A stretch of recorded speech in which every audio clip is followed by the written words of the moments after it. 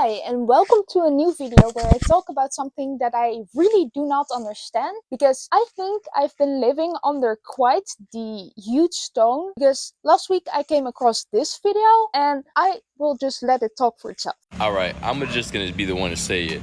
Filipino girls are hot as fuck. I've been out here in the Philippines, and as you guys know, I've been all over the world so far. I've been to Thailand, Cambodia, Vietnam, and now I'm in the Philippines. And I ain't gonna lie, these Filipino girls are hot. Now, a few things I like about the Filipino girls is, one, they're super quiet and they're not loud. So when it comes to coming from where I come from, Brooklyn, New York, if you guys know anything about New York girls, they are super loud, obnoxious, and the Filipino girls are not like that. And me personally, if you guys see my page, you see me on YouTube, I'm extremely loud, I'm extremely outgoing, and out here these girls are so shy that it's like, it compliments me very well. So if you're like outgoing, you're loud, and you know how to have a good time, these Filipino girls are gonna just be smiling like crazy. They're gonna be laughing and they're gonna honestly love you. And the second thing I like about Filipino girls is you can see right now, I don't know if you can see on camera, I'm like a good 6 feet, 6'1".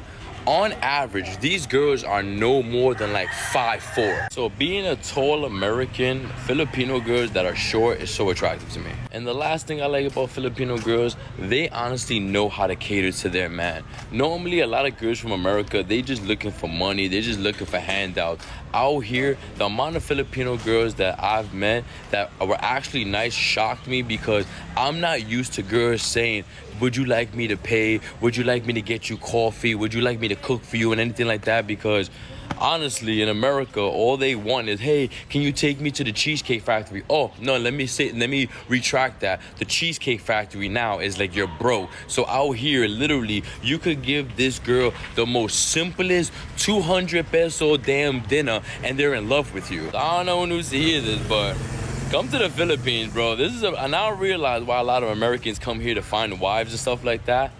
Yeah, it's a good thing. I had no idea that this has been going on for years. The thing that women in the Philippines specifically are hot sounds like a compliment, but the rest of the video makes it sound like an insult almost. Especially the part that he says that Filipina women are silent or quiet mostly. Like, why do you want to have a quiet partner so you can be loud and get all the attention while they are just silently standing there? Like, then you can just better get a dog or a robot if that's what you want. Anyhow, this video is tagged with the hashtag passport bros, and it's basically advertising to go to the Philippines and find a woman there, which is really weird and messed up, I think. But first we have to discover what is behind this, because I have a feeling there's more about this than just women in other countries being hot, because that wouldn't make any sense. Before we get started though, I am getting myself through art school, and that's not really that easy. Like, it's really fun and I'm learning a lot, but you can help me with it by subscribing, and I would appreciate that a lot. I'm trying to gather 1,000 of you by summer, and I would really love to have you on that journey with me. And also, I love making videos and I would love to keep doing this, so join me. Now let's get started. As far as I know, here's how Passport Bros got started.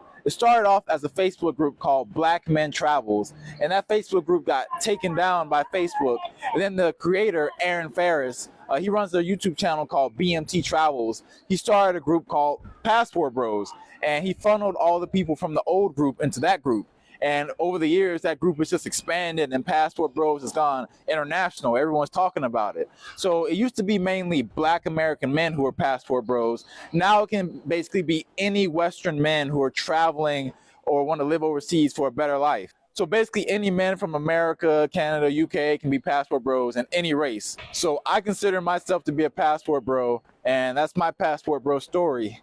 What's yours? This guy explains passport bros as men who are just looking for a better life and doesn't mention women at all. I'm not quite sure if it evolved into being about women or if that was already a part of it, but I find this quite curious. Okay, so editing Aiden here, I forgot to check out this YouTube channel beforehand, so I did right now, and I discovered that the finding woman thing was indeed not the purpose of these passport bros in the first place. They do kind of support it, but they also say that a lot of the TikToks and Instagram posts you see about this are delusional and they are promoting it too much, and they say that some of these passport bros promoting this are fake or making it seem better than it is. So there's a lot of that, apparently. But yeah, they don't say that there's anything really wrong about it, but they do say that it's very delusional. So I wanted to put that in here. Okay, back to past me. Anyhow, I find this origin of the passport bros as kind of the opposite idea of the American dream quite funny. As in, I don't really like the idea of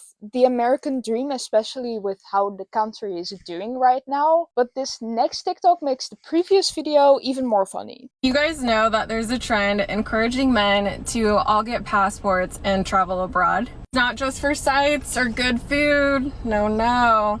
It's to find wives, to find women who are more traditional. They're traveling all across the world just to find women who are more humble, more feminine, and willing to treat their men better than women in the US. How does a more feminine and traditional woman treat her man better? I assume this is about women having an opinion, but I don't think that a partner keeping their mouth shut is more respectful. Maybe it's even the opposite of that, because it feels like they are not saying their opinion because their partner won't listen to them anyway, or something like that. It does not feel respectful, it actually feels disrespectful. That's what I'm trying to say. Traveling to places like Italy, Thailand, Brazil, just to find women who will treat them right.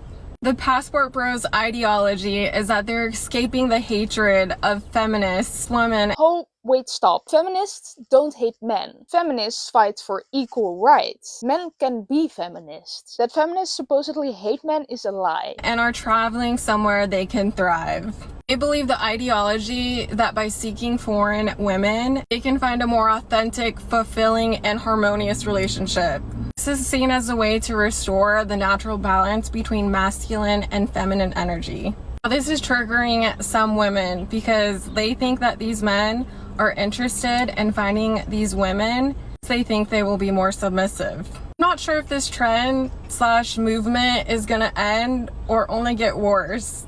What do you guys think? Anyways, this person explains the passport bro trend as men looking for threat wives in other countries. And if I'm not mistaken, American leadership is actually trying to promote the traditional family situation right now. So I find it quite funny that these people are promoting to go to another country to do this. I also find it funny that this person named Italy as a place where there are supposedly more traditional women. I can't really speak for any of the other countries on this list, but I have been to Italy and I'm European myself, and going to these European countries to find more traditional women, especially in the big cities, will make sure you will be very, very disappointed because you won't find them there. It's literally quite the opposite of that. I feel like European women don't actually promote a threadwife lifestyle. Sure, there are a lot of people who also live like that right here, but the internet TikTok threadwife is more of an American thing, I feel like. I'm not entirely sure about this. This is just my observation. It's not a fact, but this is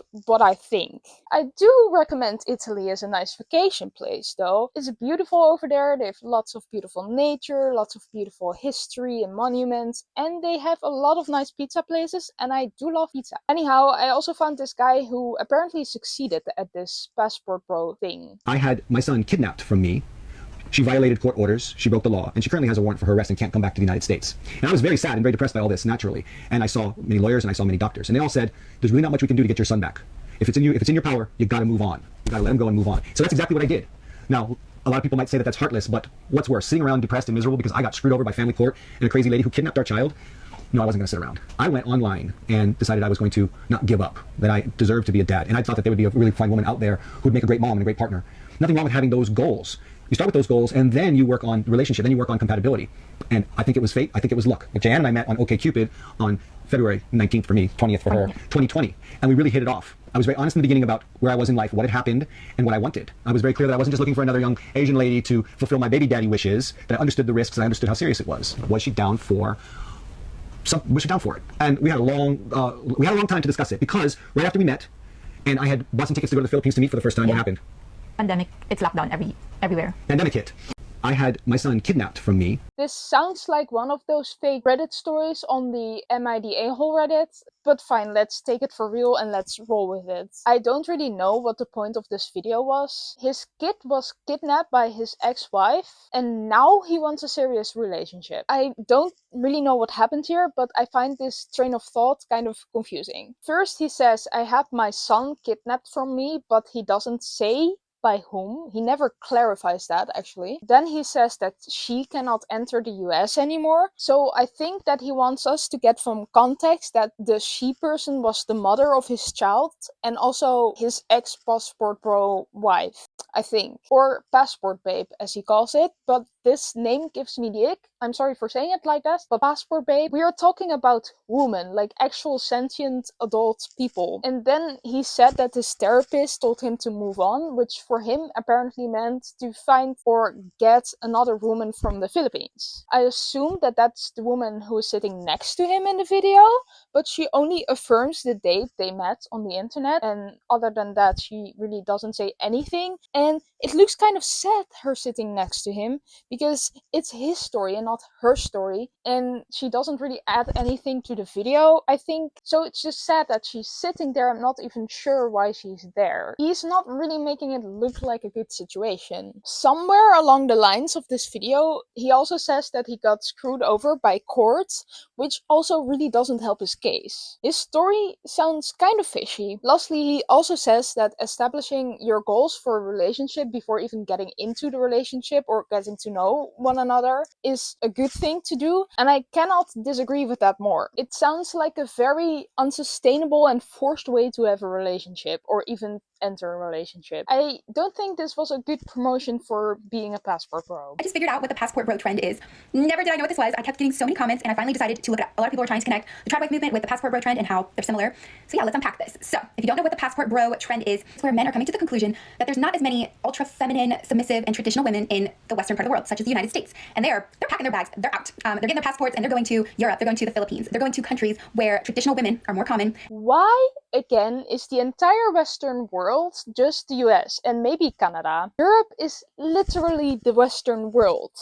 Here's a bit of a history lesson for you. Before Europeans colonized America, by the way, colonization is still very, very bad. But anyways, Europe was the West, Asia was the East, the Arabic world was the Middle East, and Africa was the South, and that was all there was. Or it wasn't, but that's all people thought there was, because it was like before the 1700s. That is where the term the West comes from. And traditional values are practiced more. I did see this toxic hookup culture part of the passport bro trend, and I do not agree with hookup culture or anything like that. However, the underlying reason this is a thing is because men are realizing that women in the western part of the world are really chasing after money, independence, a career, and these men want women who ultimately just want to be a wife and a mother, and they're submissive and they're traditional. And yes, there's pros and cons to this idea just like anything. I mean, I don't necessarily think you have to leave the country that you are in to find a wife, but there have been men who have left the country to find their wife. So now I'm going to chime in with my thoughts. What are the possible cultural differences happening here? Okay, here's the thing though. Men and women are both just grown adults and they can be whatever they want, be it a CEO or a housewife, both are fine. And it's of course fine to want to find a partner that fits in your preferred lifestyle, but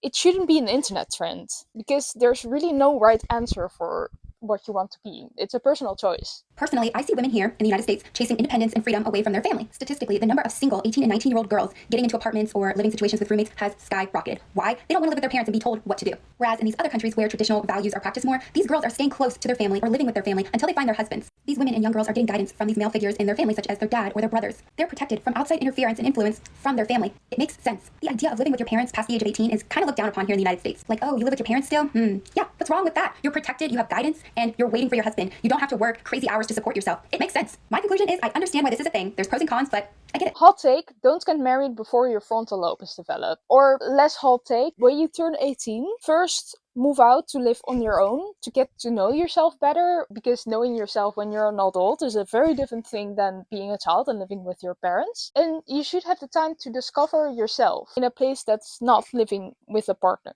or your parents. I think that's my personal opinion, and I know this is a hot take, but I really believe this. I have had that alone discovery time, and it has done wonders for my personal development as a human being. Like, you literally learn how to human. You learn what it is to live on your own and take care of your house, because no one else is doing it for you or no one else is asking you to do it. You're learning to work or whatever it is that you're doing. You're just learning to take responsibility for yourself, basically. And that's a very useful skill to have. And sure, you can learn that while living with your parents or a partner, but I feel like the easiest way to learn that is to just do it. And just having to do it is the easiest way to get yourself to do that, if you get what I mean. I do get not moving out directly after you turn 18, though, especially in this economy. The protecting and guidance from a man part, though, that is just bullshit. If you're lucky, you can ask your parents for guidance whenever, even after you've moved out. Like, that's the usefulness of phones. We don't have to send a letter that takes ages to get there. You just call and ask. I think that's amazing. But in the end, you do need to be able to do it on your own in life. Even if you live with a partner, you still will have your own responsibilities, and you don't want your partner to be annoyed at you all the time because you never learned those responsibilities. I also think that learning to protect yourself from whatever, because there's a lot of things in the world that can make your life annoying, is important, but you also just need to learn it on your own. Because even if you are an aspiring housewife, you still will be alone or home alone or picking up your children or going to the grocery store on your own, and you need to be able to do that without anything happening. Like, of course, outside forces and everything, but like, learn those things yourself, because it's important and you need to be able to do them yourself in any case, in whatever lifestyle you want for yourself. What's my opinion on passport bros? To be honest, I don't really like talking about this conversation because it never goes well. It never stays reasonable. People get way too emotional and vicious regarding this topic, both the people that condemn passport bros and the people that are passport bros. Let me just start by saying I'm not a passport bro. I might be a white guy in Thailand, but I actually didn't come here for the women. I was actually meaning to go to Japan. Japan wasn't open, so I stayed in Thailand, and then I just ended up liking it here. So I think passport bros are definitely a consequence of the over-progressive feminist society in the West, and I don't mean that in general. I mean the extreme versions of it. Extreme versions would be this kind of over-empowered, entitled woman, you know, that don't need no man. They will only date someone that's 6'6" and makes $1 million a year. That kind of stuff. The ones that speak the loudest, right? Women do not need men, per definition, and vice versa. Men also don't need women. I mean, probably they do sometimes for reproductive reasons, but this is not about that. And for some reason, I think that the women that say they don't need the men are also just not the women that say they only want to date men over 6 feet and with a multi-million income. Those things don't fit together. Like, possibly it has happened sometimes, but in general, those are different things. Some people forget that those are not the majority of women. Those are the extreme versions. Most women in the West are really normal and just want normal things. Now, they're a lot different from the women in Asia, but it's not necessarily a bad thing at all. I think as a result, this has breeded a new wave of kind of red pill guys or passport bros. They're kind of in the same category. And just like there's extremities with the women in the West, there's extremities with the passport bros. A lot of them just want simply a more traditional relationship. And that traditional relationship has a very bad stigma because a lot of people accuse that as meaning they want to control the woman, but in reality it means they just want more traditional gender roles, which is totally fine to want. But of course, over in Thailand, there's the extreme version of the passport bros, and I've seen them. Some of the most disgusting people that I've seen in my life. It really depends on what spectrum of passport bro you're on. Bad passport bros do exist. I've seen them in Thailand a lot. Not good people, but you know, there are people that have been labeled passport bros that are just kind of really not bad people at all. I love that he just went from explaining extremely independent women completely in an illogical and wrong way to calling passport bros red pill guys. It's wonderful. I don't think passport bros are bad guys by definition. I do think they're awfully delusional, and I do think that they mostly want to ignore historic progression in time, which is weird because women rights movements have started over a century ago, like well over a century ago. I also just think that most of these passport bros are going to be or have been horribly disappointed in their trials to find the woman elsewhere, especially if they're going to Europe. And I cannot speak about those other countries because I have not been there and I have not talked a lot to people from these countries. Like, I would love to, but I just don't come across them a lot, you know? So I cannot speak about that. But especially in Europe, you're gonna be very, very disappointed And I also think in other countries, because this is just horrible stereotyping about people in those countries. It might be time for them to face reality though. Well, thank you for watching my video. If you liked it, I would love it if you press that wonderful shiny like and subscribe button. And then I will see you next time. Ciao!